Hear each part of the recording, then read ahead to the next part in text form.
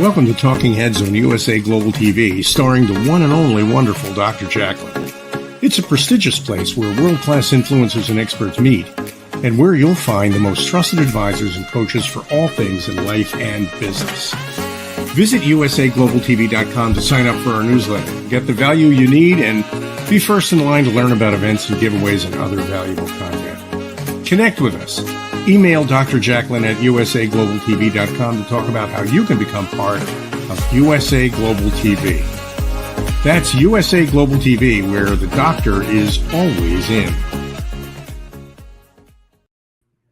Hello and welcome back to USA Global TV and Radio. I'm Dr. Jacalyn Kerbeck, the president and founder of USA Global TV and Radio. And our show today is The Listening Mentor. And joining me for this show each and every week is an incredibly accomplished professional person and someone who is also leading her life with her heart. She is the Harley Street stress expert, and she helps people bust their stress. Let's welcome her. Joining us from London, it's Caroline Heward. Woohoo! Yeah, it's Friday. What an intro. Thank you. How are you today? Good. I'm very good, actually. Really good. I've had a good week this week. I'm glad to hear that. I like to see you smile, and as you always are. So thank you for doing this show with me to help people learn about how to listen at an elevated level. And that's something that you're doing all the time, Caroline, working with your clients and providing people a safe space to share. So for people joining us for the first time, or they're coming back and they want to know, what does Caroline do? What's Harley Street? How do I get in contact with her? Please let us know. Well, Harley Street, I've been in Harley Street since 2005. Why Harley Street? Because it is the famous street in Europe, worldwide, known for good doctors and complementary therapists. And I felt that if I was going to do this seriously as a career, then I would get a license to practice in Harley Street. So that's why Harley Street. Why stress expert? Well, I've been working in stress management since 2000. Where I dealt with my own stress, my own depression and stress, and literally transformed it. Why expert? Well, I've been doing this work now for 22 years. And the kind of things that I work with people on is everything that you're complaining about. So if you're complaining about a relationship, a bereavement, an ache or pain, a physical discomfort, whatever it is that you're complaining about will be what your stress is, whether you're not sleeping at night, whether there's a sadness or heartache, or this person's doing something wrong. Whatever it is that you're moaning and complaining about is what's creating your stress. And I literally help you bust your stress. I'm offering a free Zoom stress buster consultation for 30 minutes. So please reach out on NoMoreStress. This is my email, NoMoreStress@live.co.uk, and we'll schedule in a free stress buster consultation. I look at one or two symptoms, and whatever it is that's causing your stress is what I aim to bust through during your consultation. Yes, bust this stress. Do it. I love it. And Caroline, we're also putting up your social links for people to contact you on Facebook as well as LinkedIn. So today we're going to look at another role play, which I just love doing, because I feel like when we look at role plays, we can actually see something going on in someone else and we recognize the behavior. But when we look at our own behavior, we cannot see it. Oh, I'm not doing that. That's not me. I'm listening all the time. I'm fully present. Yet, most likely, we're not. So anything you'd like to say about our topic before we look at the role play? Our topic is listening and talking at the same time. Is it possible? No, it's not. How exciting. How juicy. Because we don't even realize, and role play is a perfect way to see it. And it's always difficult, always, when you're in that situation, whatever situation it is that's causing you some problems and other people are complaining about it, you will find yourself saying, no, that's not me. I'm not doing that. Of course I am. I'm here. I'm listening to everything you're saying. And that's because we can't see it. And that's why sitcoms are really funny, because we can always see when we're in an observational place. So I'm excited to hear and watch this role play. Thank you so much. I am too. So a couple of things as we watch this role play. First of all, I think this must have been early on in the pandemic. I had very short hair, no makeup, and I look exhausted. So just take that into consideration. And doing this role play with me is a dear friend, Maria Fuentes. She's also over in London, and she is a therapist and a coach. And you can find her on Facebook. I'll put her information up. And we are referencing a book. This is the book. It has nothing to do with the book. I'm just reading from the book. So I want to give a shout out to Sacred Success by Barbara Stanny. She's written 20 plus books. She's a brilliant author. Okay, let's take a look at the role play now that I've set the stage. This again is a role play that I directed for the purposes only of education. So let's take a look at listening and speaking at the same time. Here we go. Yes, I have a challenge for you today, and I'm glad that you're going to be doing this with me, because my goal is really to help people see their own behavior and recognize when they have a pattern of behavior that doesn't work. So today, what I'd like us to focus on is whether or not it's possible to talk and listen at the same time. Oh, that sounds difficult. Let's give it a go. But Okay. that's what we do all the time, isn't it? Yes. You're talking to your husband at the same time you're listening to a telly, and you're talking to your friend at the same time you're ignoring the children, and you are going in the course and you're just watching and looking at your phone and chatting with someone by WhatsApp. So yeah, let's go for it. Let's see what happens. All right, what I'm going to do is I'm going to read from this book, Sacred Success. I actually interviewed this woman, Barbara Stanny. I'm just going to read something. And while I'm reading, I want you to talk to me. Tell me how your day has been. And then I want to find out just how much you've taken away. I'm just going to read a couple of sentences. Okay, so don't stop talking. All right. So yeah, so I got up really early this morning and decided to do all the things that I do usually when you're navigating turbulent seas. Yeah, and I went took the to help me remember this. I keep a quote from Joan the Arc near my desk. House data and saw some clients and okay. Wow, I'm like getting a headache. I just want to say thank you so much to Maria. I put her information here.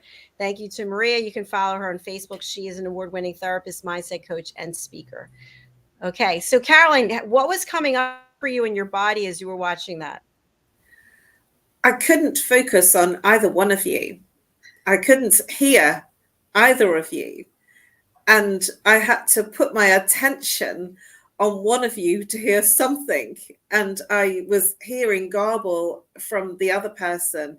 It was estranged because it felt very, very uncomfortable watching it, because it is a truism. This is what happens, and it made me feel kind of queasy watching it, because I was observing something that I am absolutely sure happens on a day-to-day basis in most relationships.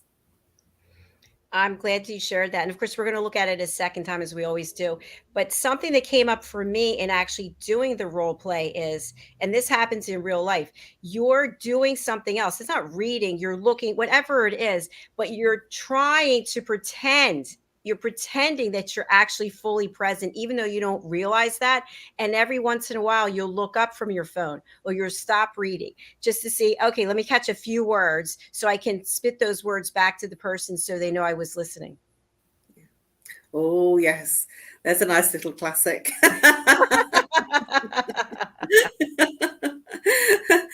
That's a strategy, actually, that to ask a question or just make sure that you spout something. It is definitely a strategy if your mind is preoccupied. One of the things that I do, especially if I'm in a seminar or training room, is that I deliberately do my best to actively listen. Obviously, it's not easy, especially after lunch, the ghost shift. But after lunch, essentially, I even focus even harder, because I want to ask questions. I want to show that I've been listening. So this is definitely a strategy that is used not just for you, not just for me, but many people. And Caroline, thanks for sharing that. It's also something that when we watch that, we can be aware of in our own personal and professional relationships. If we've been in a relationship with someone for a very long time, these are patterns of behaviors that just come up. You get so used to both people doing something different at the same time. While one person's trying to speak about something, it's very typical. I'll just keep working. I'll keep cooking. I'll keep doing whatever it is. And that's okay if it's chit chat. But if it's something where you really need the person's undivided attention, then it's not going to be effective. It doesn't work. Because you don't hear it.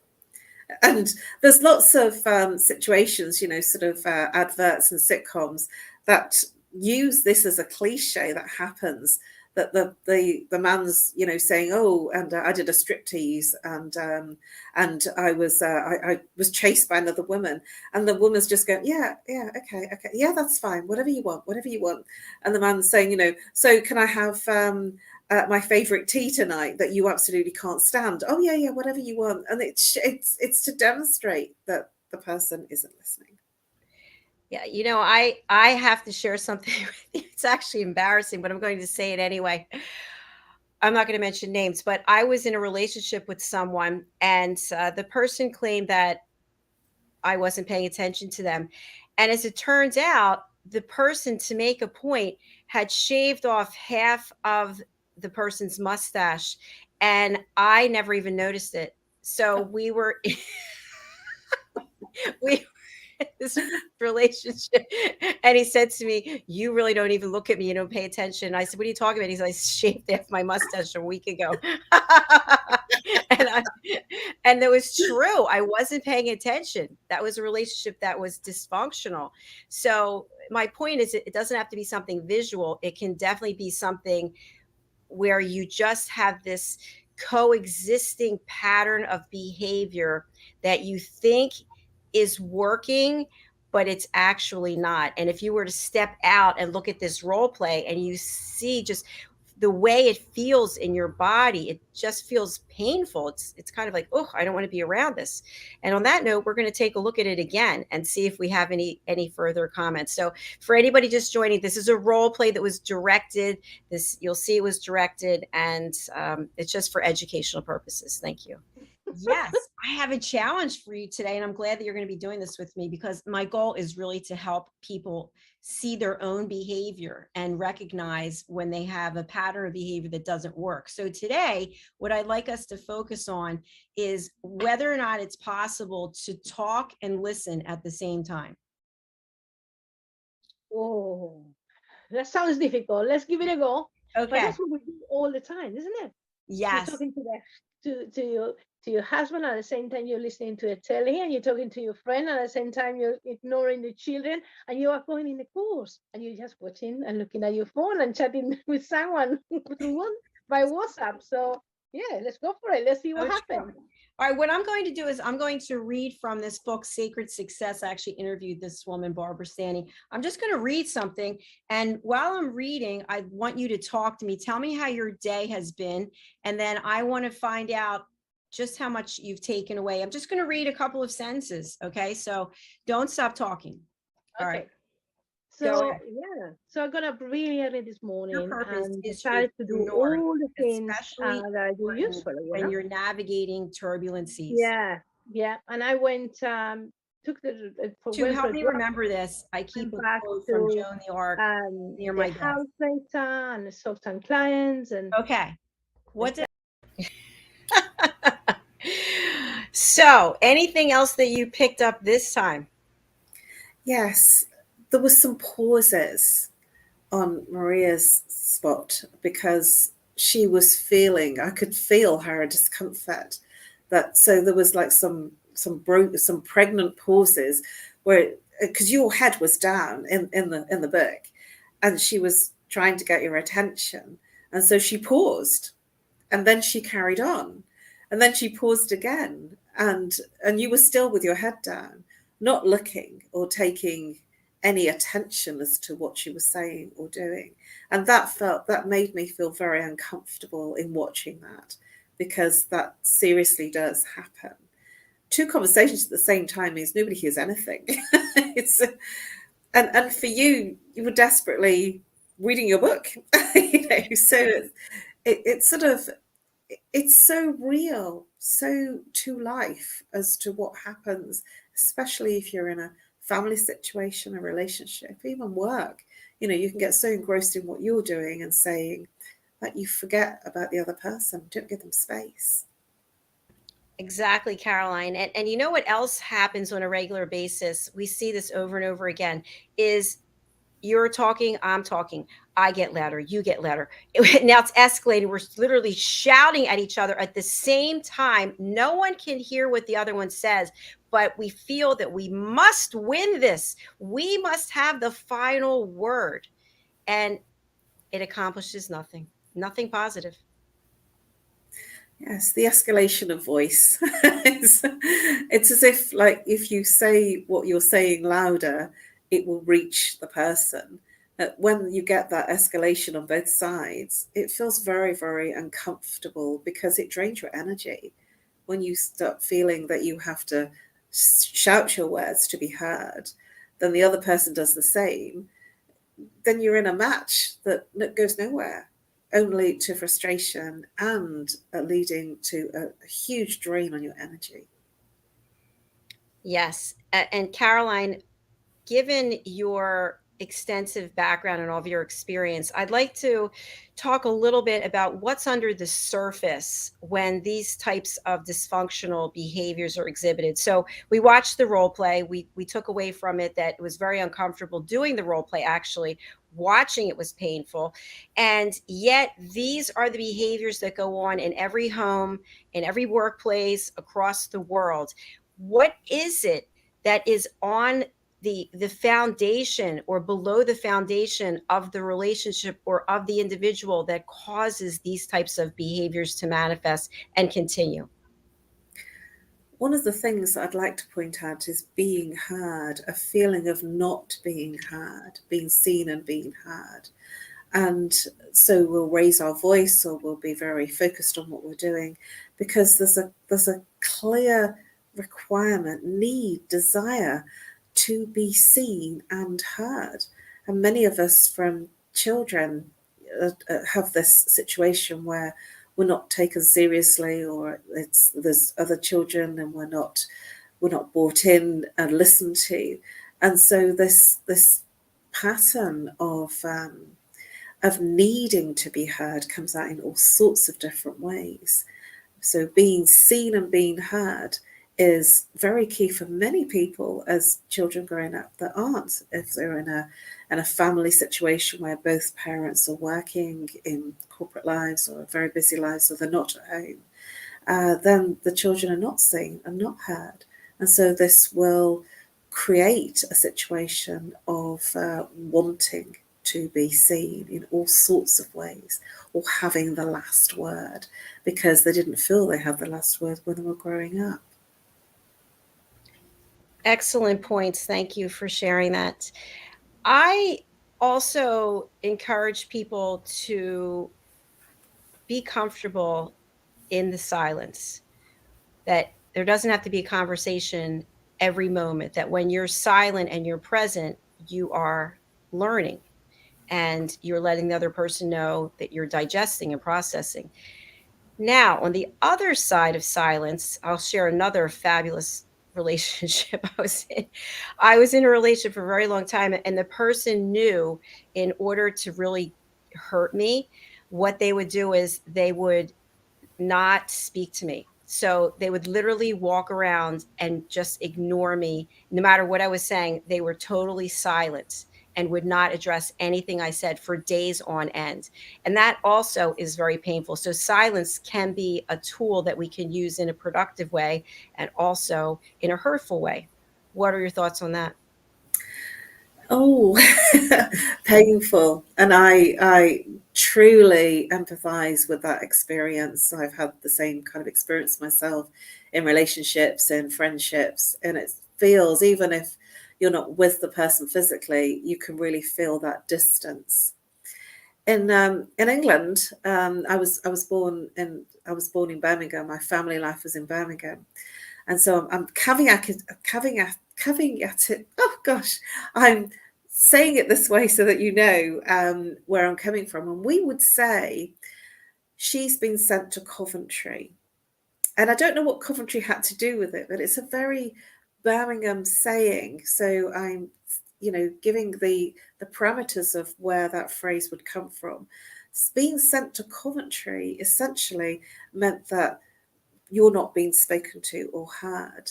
And I remember a situation where there was a family friend that was expressing how she was sent to Coventry and nobody was speaking to her at work. And so she was going to work and she was in silence. And when the tea breaks were happening, they didn't include her. And it was very isolating. And it's actually a form of abuse. So to have that type of silence, I don't know whether there's a framework or a cliche for it in the US, but certainly where I was born in Birmingham, we used to say, I'm sure that my mum still says it, she's been sent to Coventry, because it doesn't make sense to me. It was just, the place that wasn't so far away, but far away enough. Maybe that's where it came from. So is there a US equivalent that, that you're almost not being listened to, and there's a cliche or a phrase that you use to say that you're not being spoken to or heard? I'm not actually sure if there's a phrase. I just know, having personally lived it, it did feel like abuse. And I think the intention of the other party was punishment for not doing what I was supposed to be doing. And so I bring that up to our audience because I do believe, as an elevated listener, there needs to be silence so that you can let the person fully explain what it is or share what they have to share, as opposed to jumping in at the second that they stop speaking, because maybe there's something else. And I call it an epiphany. Maybe they're having an epiphany moment that when you jump in and cut them off, then they're not going to have that moment. But using silence as a tool to hurt someone, to punish someone, obviously is not a good way to treat someone. Well, in our modern day time, it's called ghosting. Have you heard that expression Yes, before? I have heard that. Where by text, message, email, or by seeing them, speaking to them. And I only heard the term, very recently, in recent months, this year, in fact. There was a few people talking and they said, oh, she's been ghosted. I said, what do you mean ghosted? That's an odd expression. And then this lady started to explain and says, oh, is that what you mean?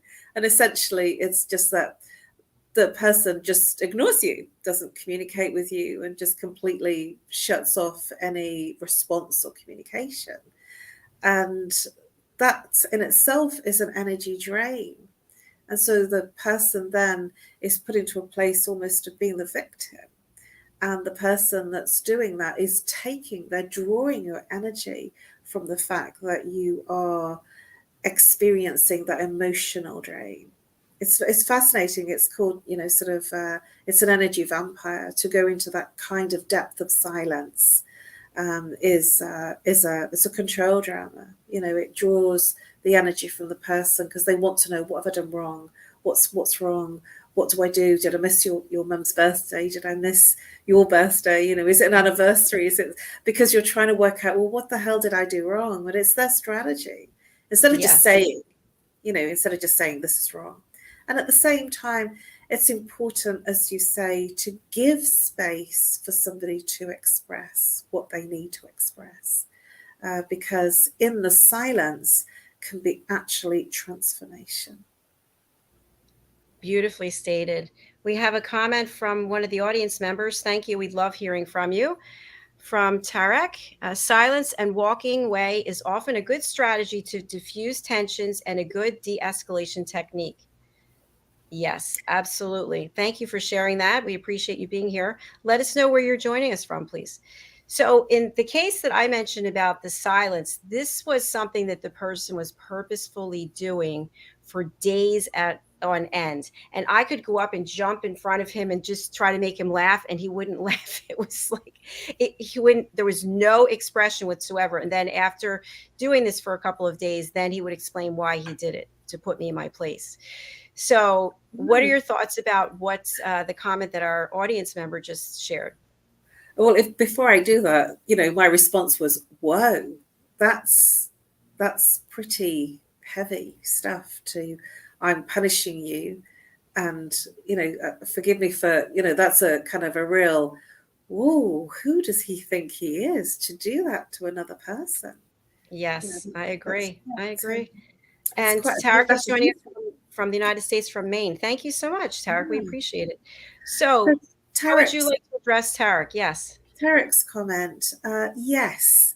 Sometimes it is easier to walk away in silence than to battle and to respond in this, I call this tennis match, where one person says one thing and then you go back and you say something else.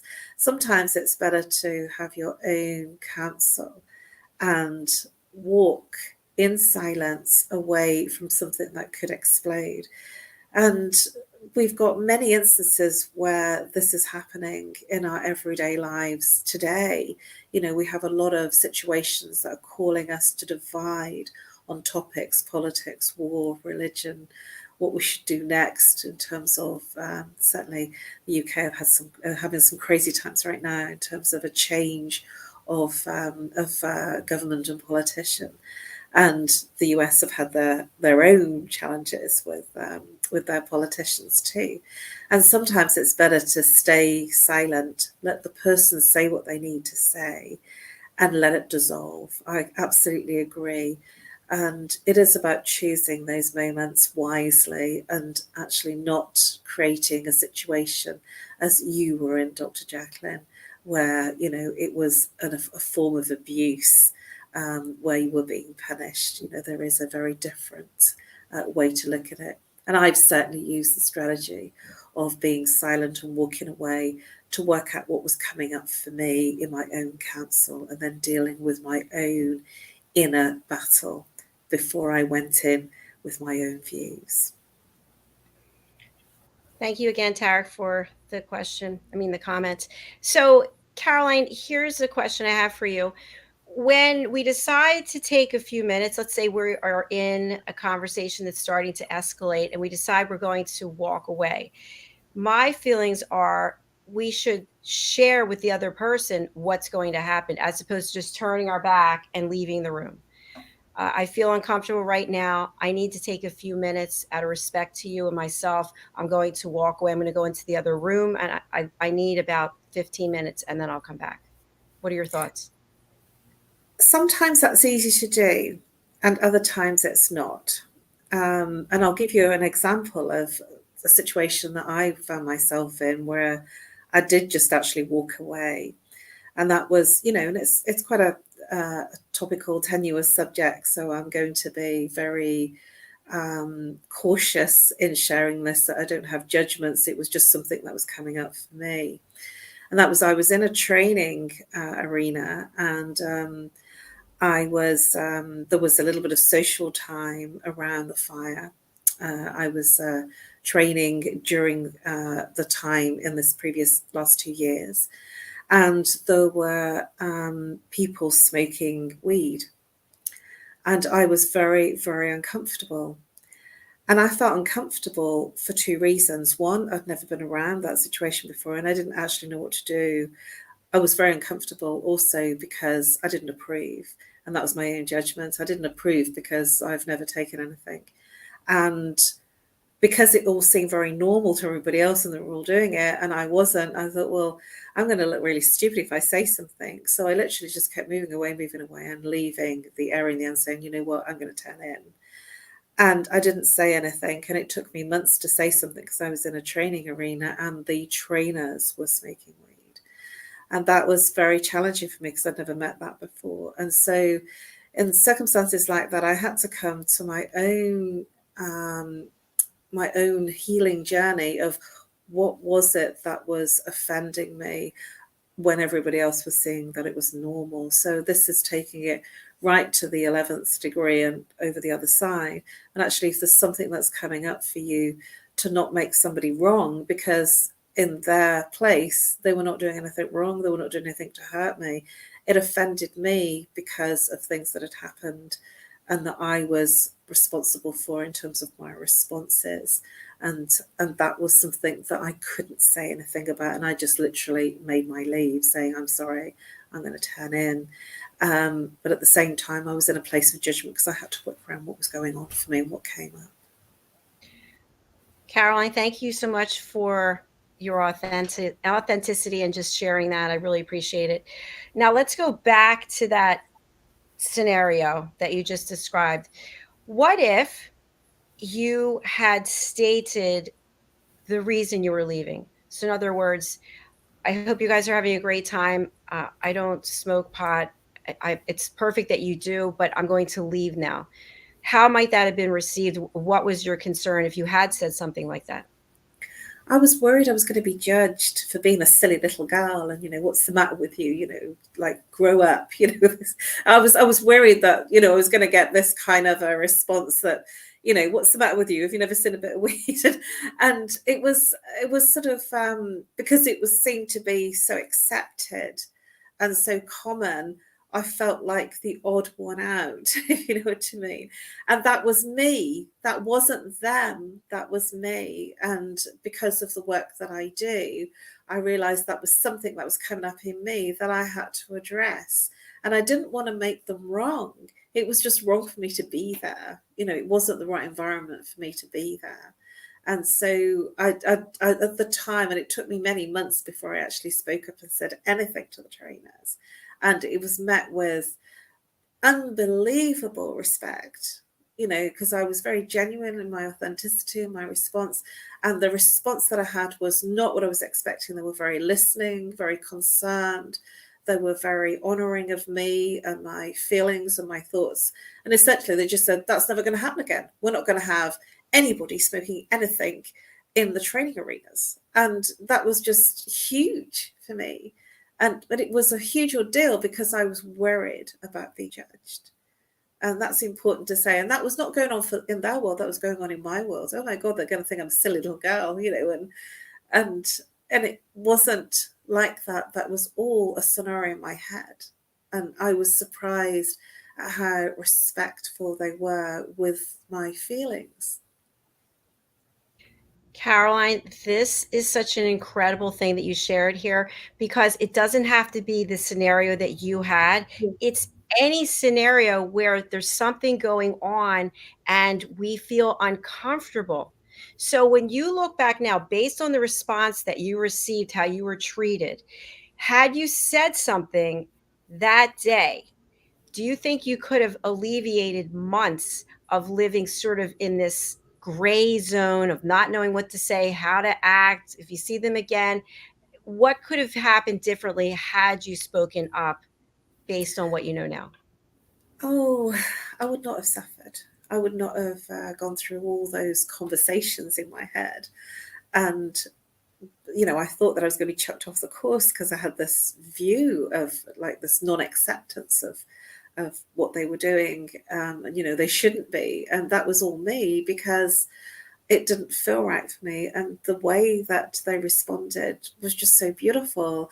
I thought, oh gosh, I could have saved all that agony and all that uncomfortableness and trauma, essentially, because I felt very traumatized by all the dramas that I was running around in my head about being kicked off the training and all sorts of things, because it mattered to me. It was really important. The community was really important to me. And the way that they did respond made me feel, oh, I should have said something a long time ago. I landed up actually in tears of, well, it's out. And how they've responded was just beautiful. And I felt really, really cared for, honoured.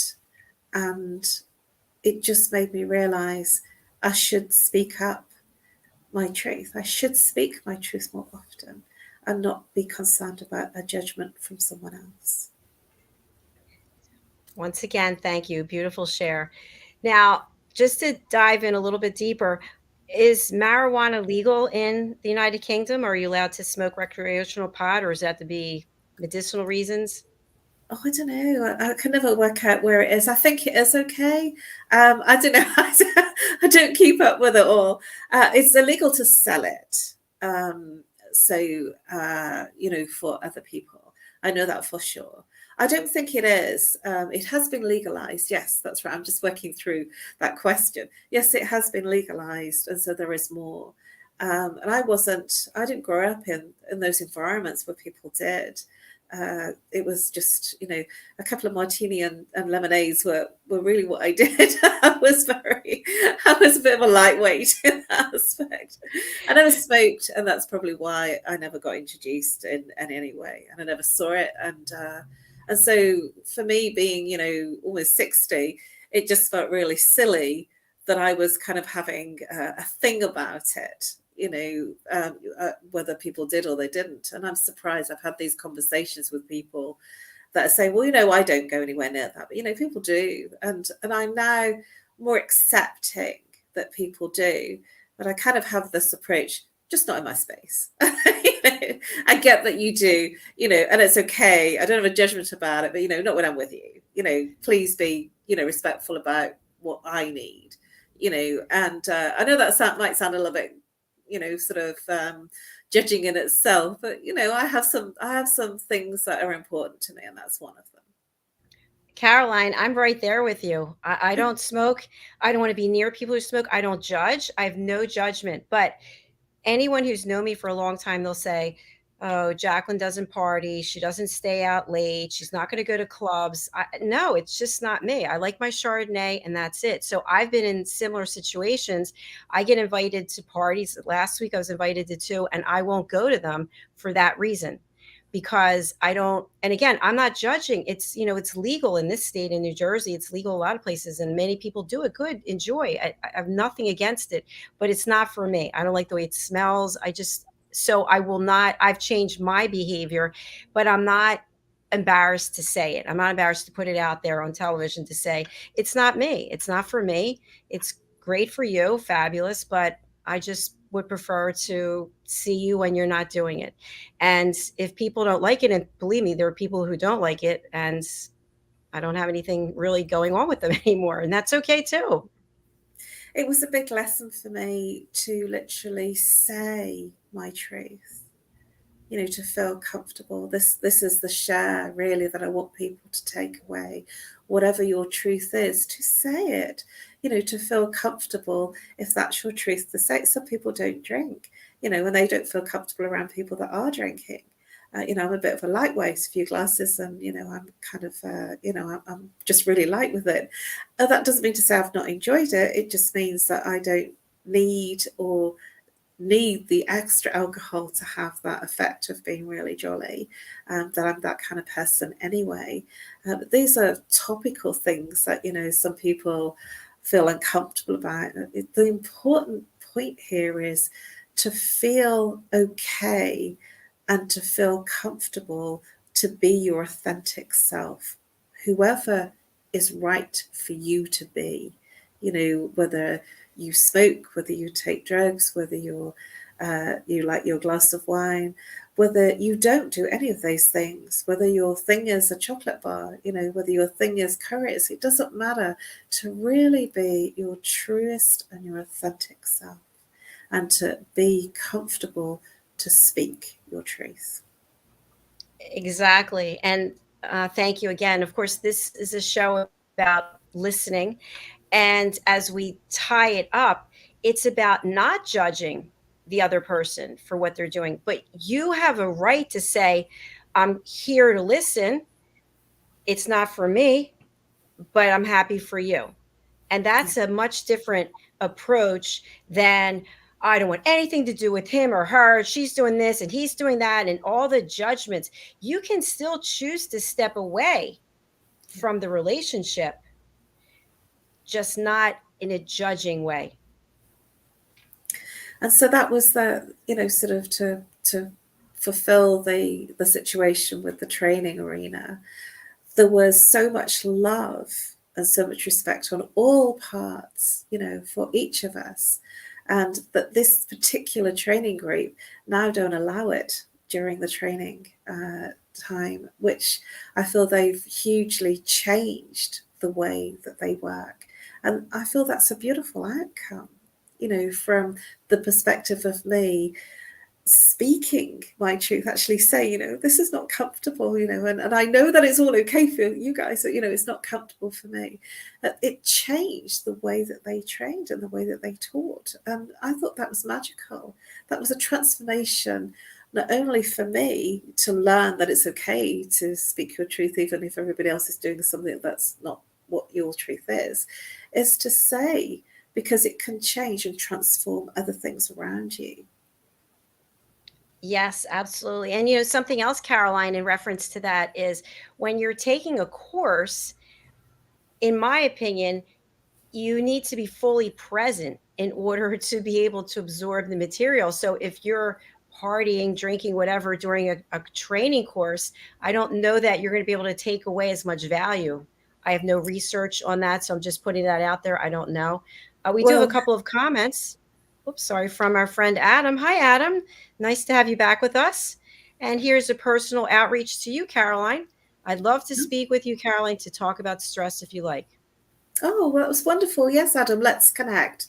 Let's do that. That'd be lovely. Fantastic. And I'll put up your information. Oh, your information's there. Let me give the other banner. So if you're not connected yet, Adam, please do reach out. I'm sorry, Caroline, you were going to say something before I put up Adam's comments. I forgot. About training and being fully present yes, for your training. Yes, of course. Thank you. My training environments have always been very pure, very clear. So it was quite a shock to me after the length of time I've been in training to experience something like that. But I had gone into a training arena that was very different from my normal training environments. And that was their norm. And so from my perspective, yes, you're absolutely right. I did have those views. I was very straight-laced about my views on how training should be conducted. And I did feel that I stepped into a real judging place, but it seemed to be normal, which is why I questioned why I was responding the way that I was, and was I right, was I wrong, and how can I handle this? And I did go into quite a tug of war internally about it. But, there are many trainings that are done with medicinal plants that seem to be quite accepted. I've never gone down that route. And so you're absolutely right. I do totally agree with you, Dr. Jacalyn, in terms of it's right to be present. But there are times, certainly in some trainings, that are using medicinal plants, that you're not supposed to be fully corpus mentis. And perhaps some of those trainings aren't for me. As we come to the end, thank you. But I want to just make an analogy. So you were at this training and people were smoking, and that smoke was permeating through the air and was impacting you. And through nothing that you did, you now are being impacted. And why I bring this up is, how many times have we seen, even reality TV, real life, somebody in the public domain with another person, and now they're having an argument? They're yelling at each other with no regard for how it's impacting other people. And I am just asking people to be fully present. Is what you're doing, is your behavior just impacting you and the other person, or is it impacting people you don't even know? And I'll give another example. This happens on a regular basis where I work out. There's signs everywhere: no cell phone use, no cell. And people, it's like it doesn't apply to them. Yesterday, 2 different guys were both on their phone conducting business conversations. Now I'm doing my thing and they're in my space sharing their business details. And so my point is no judgment, but let's be respectful of each other and realize that whatever it is that we feel is so critically important at this moment, that we don't mind taking apart somebody else's space, right? Someone else's tranquility, whatever it is, and be a little more conscientious of how what we're doing is potentially impacting others. That's beautifully put. Beautifully put. I couldn't say any more than that, because we forget in our time of much media, much social media, we seem to be glued to our phones, and we forget that our voices are raised. We're having this like big conversation, and the rest of the train or the bus or the tube doesn't want to hear it. I had an experience yesterday that I actually had to do this to the person because her voice was really loud, and then she sat next to me, so that was my lesson, not to say anything. So I walked away in the end. But, these things happen because we forget where we are and who is surrounding with us, and we forget who we're being because we've got engrossed in the social media, the phone, whatever it is that we're engrossed in, and we forget the environment that we're in. Yes, absolutely. And just final share by me, and then Caroline, I'll ask for something for you to share, is that what we're teaching here, what we're providing is education with the focus of each of us being more responsible for our own behavior and controlling our emotions, taking a step back, literally, instead of taking whatever just happened and throwing it on the next person or the person after that. Learn how to deal with your emotions. Learn how to deal with what's going on with you, what's coming up for you, the things in your body that are hurting you, the pain that you're feeling. Working with someone like Caroline helps you do that. And by getting control of yourself, I promise you are going to be in a better space. You're going to have better relationships. Caroline, tell people how they can reach out to you and who you'd like to contact you.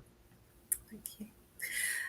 You can reach me on NoMoreStress at live.co.uk, exactly as the words are, No More Stress. Reach out and we'll connect and schedule a time that works for you and for me, in terms of I offer a free 30-minute stress buster consultation. If you want to reach out to me from a professional place in terms of a collaboration or for me to speak, please also email me at that address, NoMoreStress@live.co.uk, and we can set up a time that works for you and for me. I realise this audience is global, so I'm respectful of that, so that's why the email is the best way to reach me. The free 30-minute stress buster is on Zoom or Skype, whatever's easiest for you, and it's to literally bust through a situation that is causing you problems, whether it's personal, relationship, whether it's physical, emotional, mental, whatever it is that's causing you distress. And I will literally bust your stress during that consultation call. So please reach out. Thank you, Caroline, and thank you for all the gems of value that you brought today. As always, it's been a pleasure. Thank you. It's been quite a deep one today, hasn't it? Yes, it has. That's where the work takes place. So the fact that we're doing it on television, it's almost like we could be doing it in your office. So thank you again for being here. I look forward to seeing you. Am I seeing you Sunday? Yes, we're Okay. going to do our meditation together on Sunday. Yes, I'm going to be here. I'll see you on Sunday then. Thanks again. Bye-bye. Bye. All right, just a quick message. I am encouraging each and every one of you to step out of your comfort zone. It's an invitation, a call to action, and take my course, The Power of Listening. I am literally giving it away today for $30. It's $257, but I'm in a generous mood because I really want more people to get certified. Here it is, The Power of Listening. It's a 2.5-hour course. You can take it at your leisure. Once you finish the course, there's a 7-question quiz, and then you will get certified. You can take your certificate. You can put it up onto your website. I'll put it on my website, drjacalyn.com. So just go over to drjacalyn.thinkific.com, and you can actually, instead of using listen, I'm going to give you an even more savings. Use the code EXCELLENCE, EXCELLENCE, for $30. And I'm going to actually ask Adam and Tarek to go ahead and sign up. I'd love to have you on my team, and you would be certified as an elevated listener. You can join us on the Listening Mentor Show. All right, thanks for now. We're coming right back with Loving Longevity, and then our 75th episode of Presenting Pet Psychic Amina. Final word is I have a new show. It's called Rapping with Dr. Jacalyn. This is the show I started out with originally on the radio. And I've decided, since I had it trademarked, I'm not doing anything with it, I'm bringing it back. It's a show about nothing, which means that we will just sit and chat, just like two people having a conversation without any agenda, without any specific topic. Caroline and Madeline Chan are my first guests. So I'm looking forward to that. That is in, I think, a week or so. All right. Thank you again for being here. We'll see you shortly.